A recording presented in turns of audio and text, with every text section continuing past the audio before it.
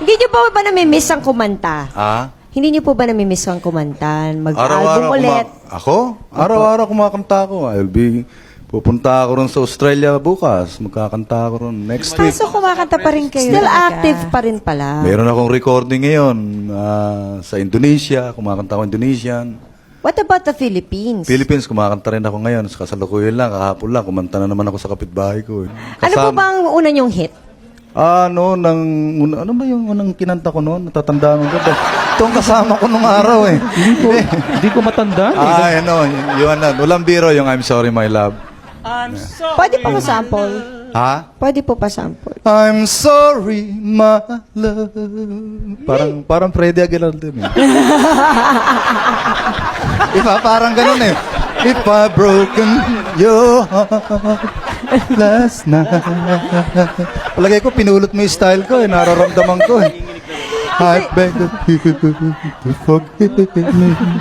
Tito Yoyo po kayo. Saan niyo po na pulot naman ng Butchie Cake? Hindi, seriously. Seriously? Kasi parang, doon sa buong kantang Butchie Cake, meron bang totoong word doon? Wala nga, hanggang ngayon, hindi ko pa rin naintindihan yun eh. But, in fairness, para sa Yan ang isang tamang diesel. Kasi, nung araw na nasiraan yung jeep ko, ayun ang mandar, sa may pagkuhan ng Jones Bridge, di ba Chinatown? Apo. Santo Cristo, sa Chinatown Rosario, na, Chinatown. Ninintay ko yung mekaniko. Tagal. Kinupya ko yung mga pangalan ng department store. Longchok Trading, Tongnam Hardware, Pong Choy Mami. Ayan, kinupya ko lahat. Pinagdugtong-dugtong mo na lang. Ginugtong-dugtong ko. Ginawa ko ng kanta. Pagdating ng mekaniko, pag andar, uwi na kami, gabi na. Naimbitahan ako doon sa Patay. Kinanta ko doon. Ako, nag-click doon eh. Nabuhay yung mga patay. Doon pala siya nagsimula. Diba? Para sa isang kanta na hindi naman talaga, kumbaga sa hindi naman talaga lingwahe o talaga hindi siya totoong lyrics, it's hanggang ngayon, kinakanta pa rin Oo siya. nga, At na-memorize. everywhere. Pati bata. Hindi kasi maluluma yun dahil wala nakaintindi.